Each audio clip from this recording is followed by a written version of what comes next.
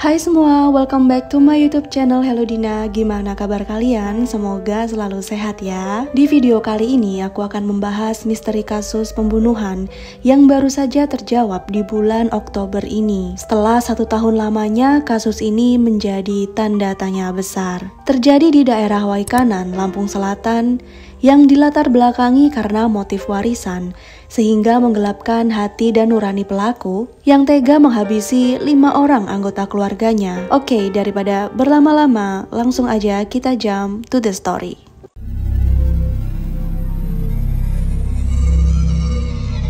Pada tanggal 1 Juli 2022, di Polsek Negara Batin, Lampung, Kepala Desa Margajaya, M. Yani, melaporkan salah satu warganya yang bernama Juanda, berusia 26 tahun, telah hilang secara misterius. Di mana sebenarnya Juanda menghilang sejak bulan Februari 2022. Pelaporan ini bukannya tanpa sebab, dikarenakan ini terjadi yang kedua kalinya pada keluarga yang sama. Tiba-tiba saja mereka hilang secara misterius. Sebelumnya di tahun 2021, Zainuddin, Siti Romlah, Wawan Wahyudi, dan Zahra yang mana merupakan keluarga satu atap tiba-tiba saja tidak terlihat di desa itu. Zainuddin yang setiap sholat selalu berjamaah di masjid tidak pernah hadir lagi. Perwakilan jamaah masjid yang juga penduduk desa itu pun mendatangi rumah Zainuddin untuk mengecek kondisinya.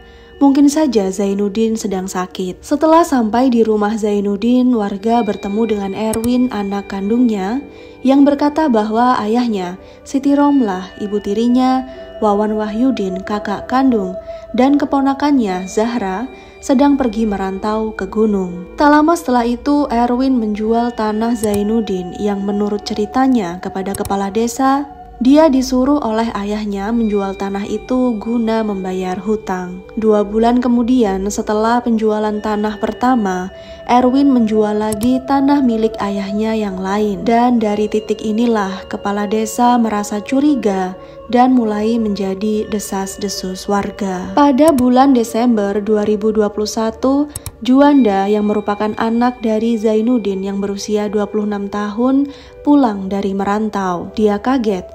Kenapa setelah sampai di rumah kondisinya sangat sepi, hanya ada Erwin dan Wahyu anaknya di sana. Lagi-lagi Erwin pun menjawab, mereka berempat pergi ke gunung. Juanda tidak percaya begitu saja dan meminta Erwin mengantarkannya ke gunung untuk melihat orang tua, kakak, dan keponakannya.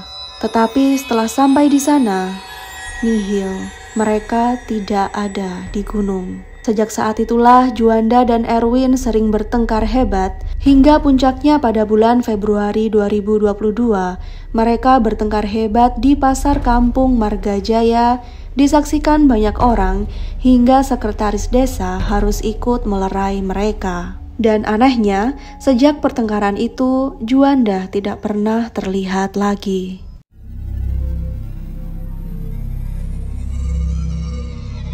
Selama 5 bulan, mulai Februari hingga Juli 2022, akhirnya setelah perundingan dengan warga, Kepala Desa Margajaya, M. Yani, melaporkan hal janggal ini ke pihak kepolisian. Penyelidikan pun dimulai. Polisi mulai bergerak dengan mewawancarai keluarga terdekat terlebih dahulu, yaitu Erwin dan Wahyu anaknya. Dan dari wawancara ini, polisi mencurigai Wahyu ada hubungannya dengan hilangnya Juanda.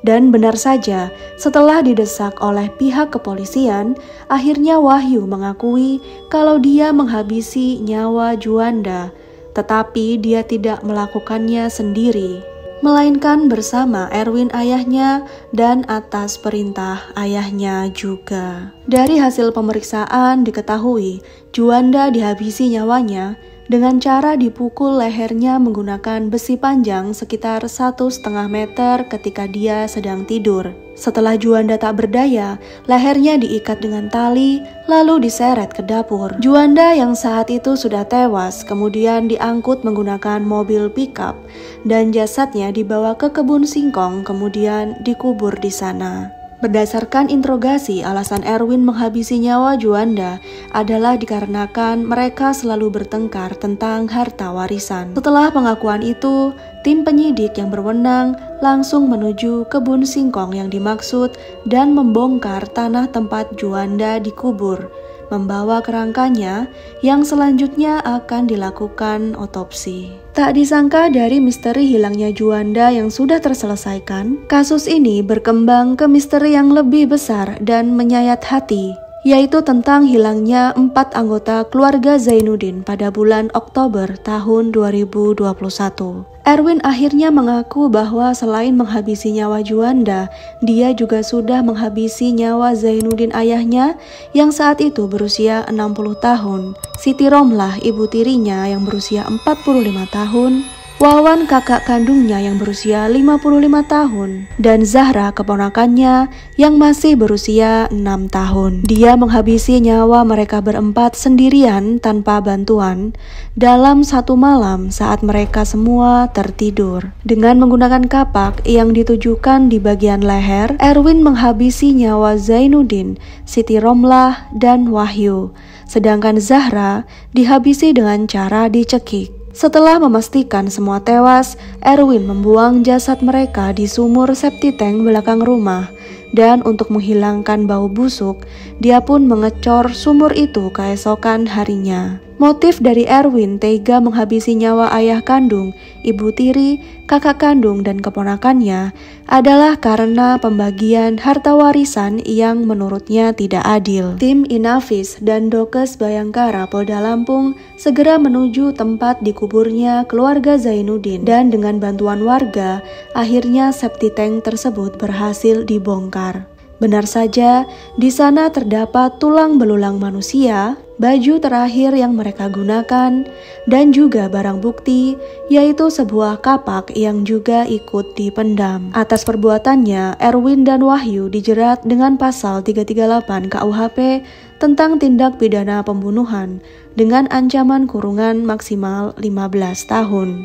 Tetapi hal ini masih bisa berkembang apabila hasil pemeriksaan Erwin dan Wahyu dinyatakan terbukti melakukan ini semua dengan perencanaan, sehingga dia akan dikenai pasal 340 KUHP dengan ancaman pidana mati atau seumur hidup. Hingga video ini ditayangkan, kasus ini masih dalam proses rekonstruksi, sehingga belum ada keputusan resmi tentang hukuman Erwin dan Wahyu. Untuk teman-teman semua yang menonton video ini setelah hukuman tersangka diputuskan, jangan lupa update di kolom komentar ya. Well, sekian untuk cerita crime case hari ini. Gimana menurut kalian guys?